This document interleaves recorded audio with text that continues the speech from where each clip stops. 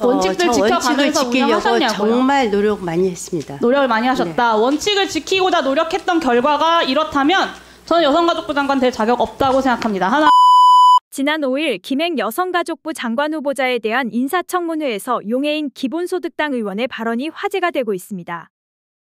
예. 후보자님, 이거 국회의원들이 다 요구했던 자료예요. 근데 맞습니다. 이거를 제출을 안 하고 계시다가 오늘 들고 와서 피켓으로 보여주겠다고 하신 거예요, 지금. 네. 이 얼마나 국회를 무시하는 행태이십니까? 제가 답변 드려도 되겠습니까? 아니요. 이거 자료들 네. 저희 국회의원들이 아까 제출 요구한 거 점심 네. 이전까지 꼭 철저하게 다 제출해 주시길 바랍니다. 다 제가 오늘 청문회에서 속상히 밝히겠다고요? 질의하겠습니다.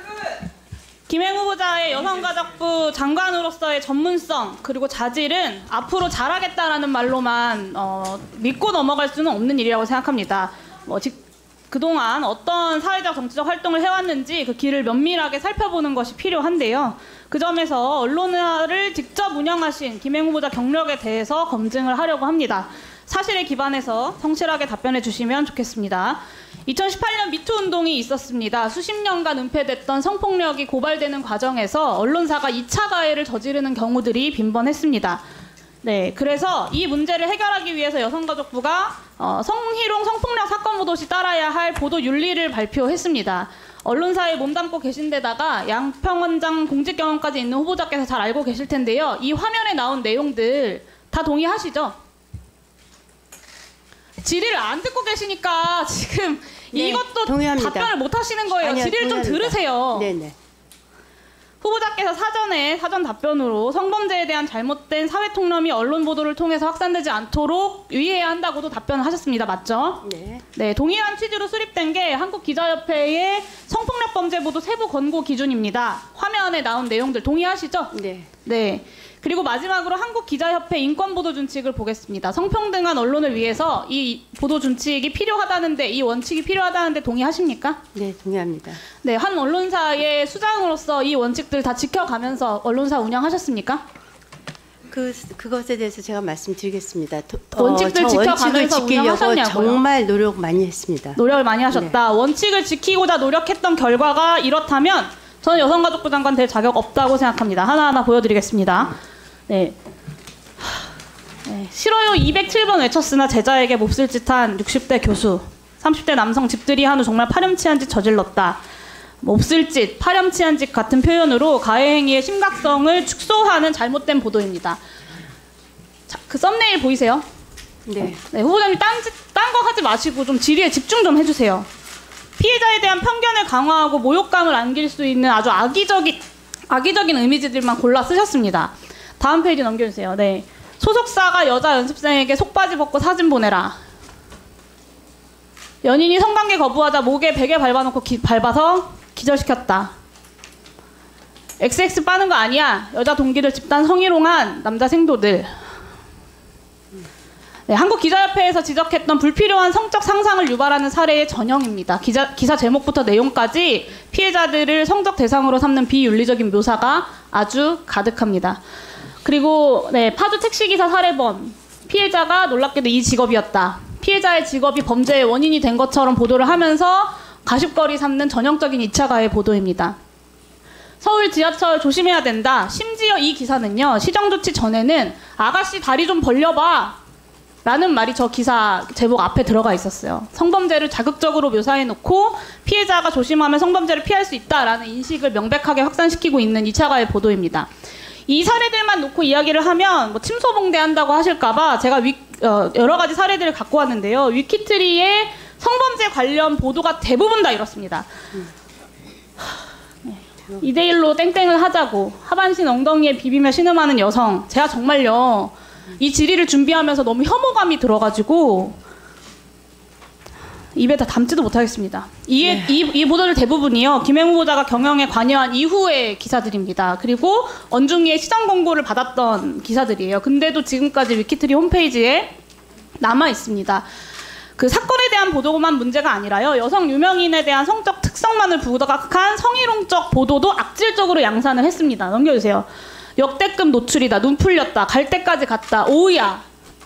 이게 위키트리가 여성을 대하는 태도였어요. 그리고 팩트체크 없이 각종 커뮤니티들의 논란 글들을 퍼다 나르면서 유명인에 대한 사이버 불링도 조장했습니다. 지난 몇 년 동안 가십성 기사와 성희롱 그리고 악성 댓글로 인해서 여성 유명인들의 죽음이 연달아 발생했음에도 불구하고 반성하는 모습이 없이 계속해서 이런 기사들을 양산했고, 누군가를 죽음으로 내몰면서까지 트래픽 수를 올리는 데에만 위키트리가 정신이 팔려 있었던 겁니다.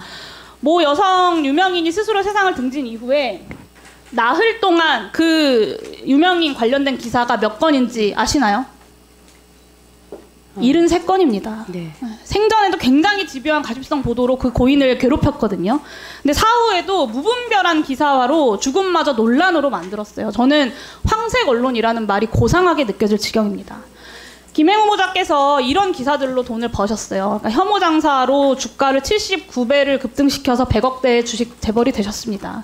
돈을 벌기 위해서는 여성 인권이든 2차 피해든 크게 개의치 않는다. 트래픽 수만 올리면 성공한 기업이다. 이런 마인드로 회사를 운영하면서 차별과 혐오에 기생해서 100억이 넘는 자산을 증식을 시켜놓고 여성가족부라는 공직까지 맡겠다는 건 너무 욕심이 과하신 것 같습니다.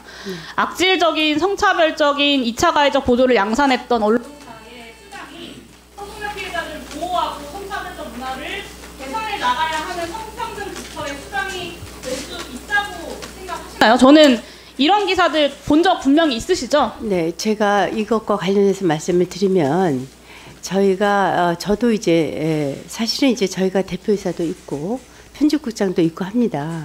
그래서 저도 사실은 이제 뭐 부회장이 기사를 직접 안 보니까 그렇다고 면책하겠다는 얘기가 아닙니다. 저도 부끄럽고 이게 지금 현재 대한민국 언론의 현실이기도 합니다. 왜냐하면 그 언론사의 대표세요. 저도 마찬가지고요. 본인이 그 언론사의 대표시고요. 네, 부회장이 기사 하나하나를 보지 않는다 하더라도 그래서 언론사의 운영 기조와 방침이라는 게 있는 겁니다. 그래서 제가 언론사를 운영하신 거예요. 그래서 제가 말씀을 드리는데요. 부끄럽다고 이야기하시면 지금 그 자리에서 전 사퇴하셔야 된다고 생각합니다. 제가 말씀드리겠는데요. 사퇴하세요. 부끄럽다고 인정하셨으니까. 여성가족부 장관 부처의 장으로서 본인이 이런 언론사를 운영했던 대표로서, 현직 대표로서 어울린다고 생각하십니까? 그 지적사항을 그 시비를 쭉 보시면요. 제가 언론사의 부끄러운 현실이라고 말씀드리는 이유는 그 시비 순서를 쭉 연도별로 보시면요. 대한민국의 큰 언론사, 저희보다 훨씬 큰 언론사, 메이저 언론사 1, 2, 3위가 다 들어가 있습니다. 이 얘기는 무슨 말씀이냐면 그래서 제가 부끄러운 대한민국의 언론사라고 하고요. 저희는 그래서 21년부터 그래서 제가 이렇게 얘기했어요. 무능이 아니라 유능의 결과라는 걸 이따가 그걸로 유능이 아니고요. 그래서 21년부터 저희가 옴부드맨 제도를 운영을 해서 이렇게 도저히 언론사가 갈 수가 없다. 그래서 제가 네. 후보자의 해명이 맞지 않다는 걸 제가 이따가 추가 질의에 다 말씀드리겠습니다. 네. 다음은 장경태 의원님. 자, 그러면 지금부터 잠시만 집중해 주시기 바랍니다. 제가 구독자분들을 위해서 깜짝 선물을 하나 준비했는데요. 제가 항상 여러분들께 뭐라고 말씀을 드렸나요? 뉴스만 평소에 잘 챙겨보셔도 돈이 된다, 돈을 벌 수 있다라고 말씀을 드렸는데요. 자, 여러분들, 여기 보시는 이스라엘과 하마스 전쟁 같은 뉴스를 보게 되면 여러분들은 어떤 생각이 드시나요? 그냥 뉴스만 보고 끝내는지, 아니면 이 뉴스를 어떻게 이용할 수 있는지, 이 부분을 고민하고 계시는지를 되물어보고 싶습니다. 자, 그 이유가 뭐냐면 제가 지난 11월 초에 여러분들께 뭐라고 말씀을 드렸었죠? 지금은 로봇 사업에 관심을 가져야 한다. 뉴스만 보고 그냥 넘기지 마시고 투자 쪽으로 생각을 한번 해보셔야 한다. 라고 말씀을 드렸습니다. 그리고 나서 이런 썸네일들을 뉴스를 통해서 많이 보셨을 텐데요. 이런 로봇 산업이 이슈가 됐을 때 부자들은 어떻게 생각한다? 로봇 관련주는 뭐가 있는지, 어떤 종목이 가장 좋은지, 어디에 투자해야 돈이 몰리는지를 자연스럽게 생각한다고 제가 말씀을 드렸죠. 그 이유가 뭐냐면 부자들이 봤을 때는 이슈가 곧 돈으로 이어지고 그 이슈가 나에게 돈을 벌어준다는 경험적 확신이 있기 때문에 부자들은 항상 이런 사회적 이슈를 관심 있게 챙겨본다. 이렇게 제가 말씀을 드렸는데요. 이번에도 마찬가지입니다. 제가 지난번에 시청자분들과 함께하는 주식으로 수익 내기 이벤트를 진행했었는데요.